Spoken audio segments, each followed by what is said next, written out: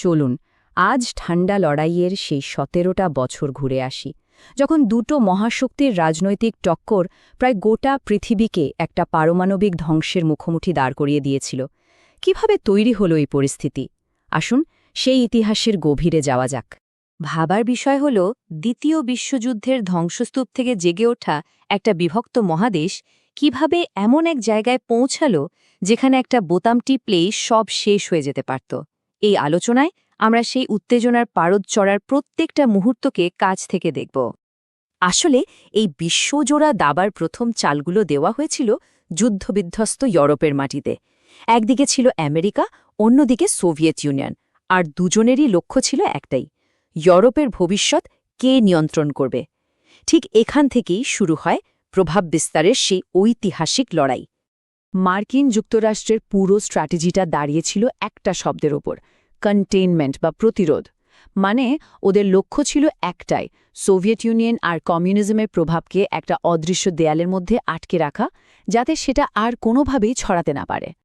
দেখুন, বসে থাকার পাত্র কিন্তু কেউই ছিল না। আমেরিকা যখন ট্রুম্যান ডকট্রিন আর মার্শাল প্ল্যানের মাধ্যমে টাকা দিয়ে দেশগুলোকে নিজের দিকে টানছে, ঠিক তখনই সোভিয়েত ইউনিয়ন তার জবাবে তৈরি করল কমিনফর্ম, ইউরোপের কমিউনিস্ট পার্টিগুলোকে একজোট করার জন্য, আর কমেকন, পূর্ব ইউরোপের জন্য নিজেদের একটা অর্থনৈতিক ব্লক। এটা ছিল একদম চালের জবাবে পাল্টা চাল দেওয়ার মতো একটা ব্যাপার।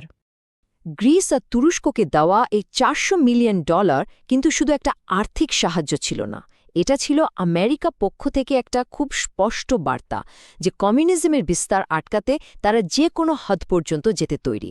মানে টাকার আড়ালে এটা ছিল একটা বিরাট রাজনৈতিক প্রতিশ্রুতি। অর্থনৈতিক আর রাজনৈতিক লড়াইটা এবার সরাসরি সামরিক দিকে মোড় নিল। ১৯৪৮-এর বার্লিন অবরোধের পর আমেরিকা বুঝতে পারছিল যে শুধু টাকা দিয়ে সোভিয়েত শক্তিকে ঠেকানো যাবে না, এর জন্য একটা শক্তিশালী সামরিক জোট দরকার। আর তারই ফল হল ন্যাটো, যা ইউরোপকে একেবারে আনুষ্ঠানিকভাবে দুটো শিবিরে ভাগ করে দিল। ইউরোপের রাজনৈতিক সংঘাতের পর লড়াইয়ের ময়দানটা এবার সরে গেল এশিয়াতে। আর এখানেই যাকে আমরা ঠান্ডা লড়াই বলছি, সেটা কিন্তু আর ঠান্ডা রইল না, বরং একটা ভয়ঙ্কর সশস্ত্র যুদ্ধে পরিণত হল। ঠান্ডা লড়াইয়ের একটা খুব ইন্টারেস্টিং ব্যাপার হল এই প্রক্সি ওয়ার বা ছায়া যুদ্ধ। মানেটা কি? সোজা কথায় দুটো বড় শক্তি, মানে আমেরিকা আর সোভিয়েত ইউনিয়ন, সরাসরি একে অপরের সঙ্গে লড়াই করছে না, বরং অন্য কোনো দেশের গৃহযুদ্ধে বিবদমান পক্ষগুলোকে অস্ত্র আর সাপোর্ট দিয়ে নিজেদের লড়াইটা লড়ে যাচ্ছে। আর এই প্রক্সি ওয়ারের প্রথম আর সবচেয়ে রক্তাক্ত উদাহরণ ছিল কোরীয় যুদ্ধ।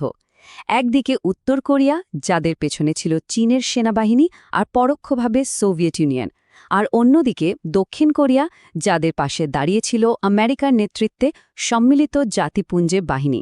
এখানেই প্রথমবার আদর্শের লড়াইটা সরাসরি রক্তের স্রোতে মিশে গিয়েছিল। স্টালিনের মৃত্যুর পর সিনারিওটা একটু বদলে গেল। ঠান্ডা লড়াই একটা নতুন অদ্ভুত মোড় নিল। একদিকে শান্তির কথা বলা হচ্ছে, আবার অন্যদিকে পর্দার আড়ালে চলছে ভয়ঙ্কর সামরিক প্রস্তুতি।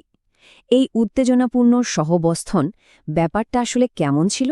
সোভিয়েত ইউনিয়নের নূতন নেতা নিকিতা ক্রুশ্চেভ তো বলেই দিলেন যে পথ মাত্র দুটো, হয় শান্তিপূর্ণ সহবস্থান, নয়তো ইতিহাসের সবচেয়ে ধ্বংসাত্মক যুদ্ধ।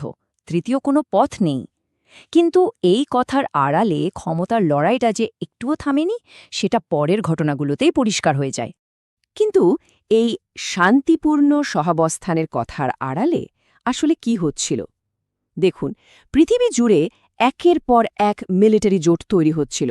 ১৯৫৪-তে সিয়াটা, ১৯৫৫-তে মেডো, আর এই সব কিছুর সরাসরি জবাবে সোভিয়েত ইউনিয়ন তৈরি করল ওয়ারশো চুক্তি। মানে পৃথিবীটা যেন সামরিক জোটের এক জটিল জালে জড়িয়ে পড়ছিল। আর এই তথাকথিত শান্তির সময়েও লড়াই কিন্তু থামেনি। ১৯৫৬ সালের সুয়েজ সংকট থেকে শুরু করে ভিয়েতনামে বাড়তে থাকা যুদ্ধের আগুন সবই প্রমাণ করে যে মহাশক্তিদের দাবার খেলা বিশ্বজুড়েই পুরোদমে চলছিল। শান্তিটা তাহলে কোথায় ছিল? এতক্ষণ যা কিছু হলো সেগুলো ছিল শুধু ভূমিকা। এবার আমরা ঠান্ডা লড়াইয়ের সেই পর্দে ঢুকছি, যখন পৃথিবী ধ্বংসের থেকে মাত্র কয়েক কদম দূরে দাঁড়িয়েছিল, যখন উত্তেজনা তার একেবারে চূড়ায় পৌঁছে গিয়েছিল। আর এই চূড়ান্ত সংঘাতের মঞ্চটা তৈরি করে দিল ১৯৬০ সালের একটা ঘটনা। সোভিয়েত ইউনিয়নের আকাশে একটা আমেরিকান স্পাই প্লেন ইউ-2 গুলি করে নামানো হলো। ব্যাস, দুই দেশের মধ্যে যেটুকু কূটনীতিক সম্পর্ক বাকি ছিল সবটাই প্রায় শেষ হয়ে গেল।